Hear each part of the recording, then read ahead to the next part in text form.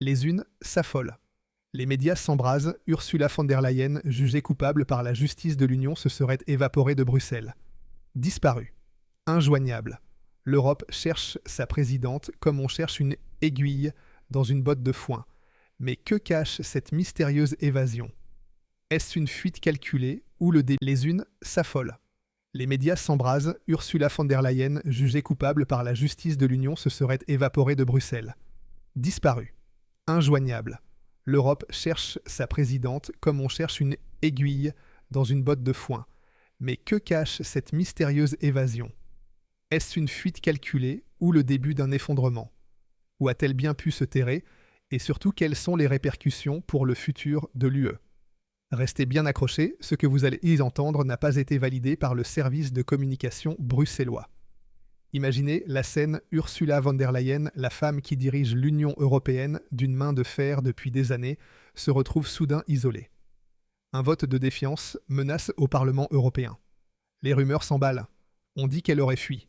Mais pourquoi le point de départ officiel, ces mystérieux messages échangés avec le patron de Pfizer pendant la pandémie de Covid? Oui, ces messages qui se sont volatilisés comme par magie alors qu'ils servaient de base à des contrats de vaccins valant des milliards d'euros. On parle des plus grosses dépenses publiques de ces dernières décennies et personne ne sait ce que contenaient ces textos.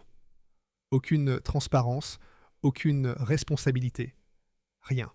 La Cour de justice de l'Union européenne vient de rendre son verdict: von der Leyen a violé les règles de transparence. Et que fait-elle? Au lieu de faire face, elle devient subitement introuvable. S'agit-il d'une fuite ou d'un repli stratégique? Les spéculations vont bon train. Certains murmurent qu'elle aurait filé aux États-Unis pour s'aligner avec les géants pharmaceutiques. Ce jugement choc pourrait même remonter jusqu'à la Cour internationale de justice à La Haye. La situation devient de plus en plus explosive pour Ursula von der Leyen.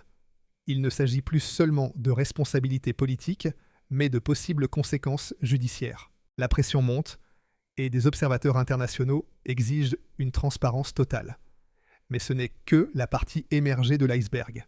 Les accusations contre von der Leyen sont lourdes. Au-delà des messages disparus, on lui reproche une ingérence massive dans les élections nationales. En Pologne et en Roumanie, elle aurait utilisé des fonds européens pour affaiblir des gouvernements conservateurs. En Pologne, le parti Droit et Justice, qui avait droit à des subventions européennes, s'est vu privé de fonds, tandis que des organisations non gouvernementales libérales de gauche recevaient des millions pour financer des campagnes sur les réseaux sociaux en faveur de Donald Tusk. En Roumanie, même, scénario des indices s'accumule sur une intervention illégale dans la campagne présidentielle. Si ces accusations sont vraies, on ne parle plus de simples erreurs, mais d'une manipulation ciblée des processus démocratiques orchestrée par la présidente de la Commission européenne elle-même.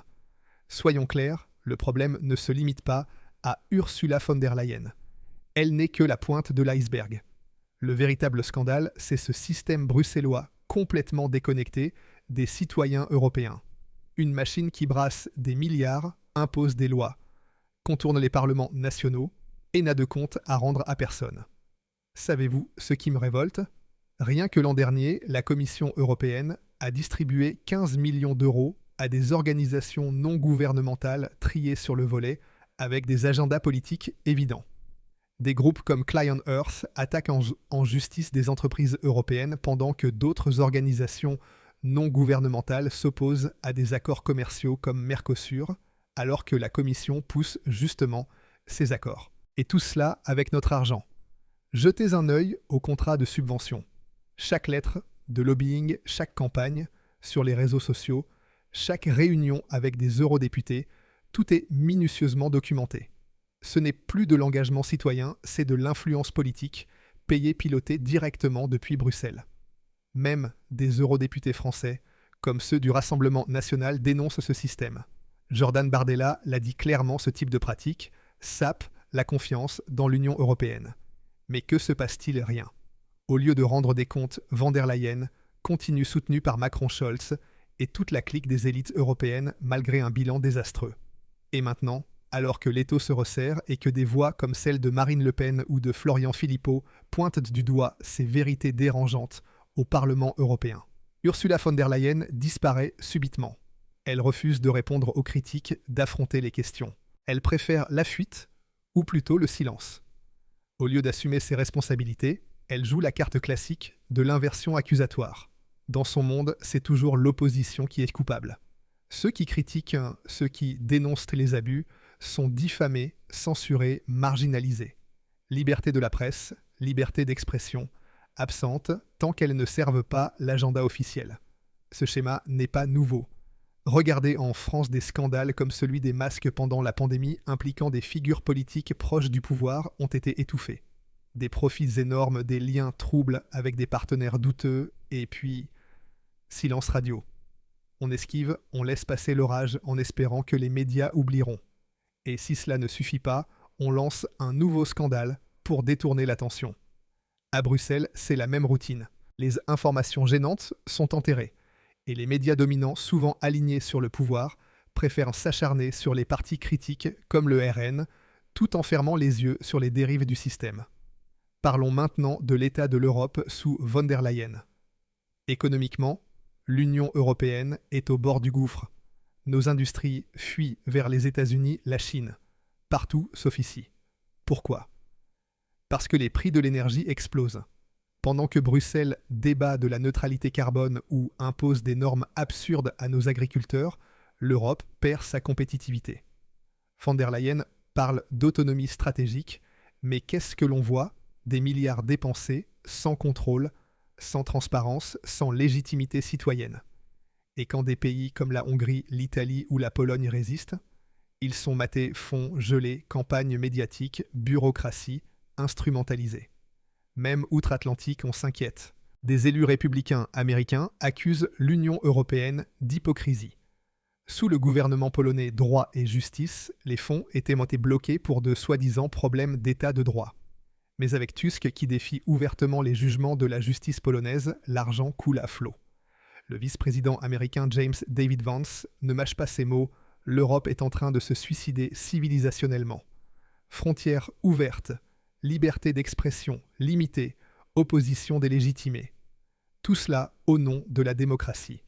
Quelle farce! Le vote de défiance contre von der Leyen n'est pas qu'un acte politique. C'est un symbole de la résistance croissante contre un système européen coupé de ses citoyens. Des eurodéputés comme ceux du Rassemblement national expriment ce que beaucoup de Français pensent déjà.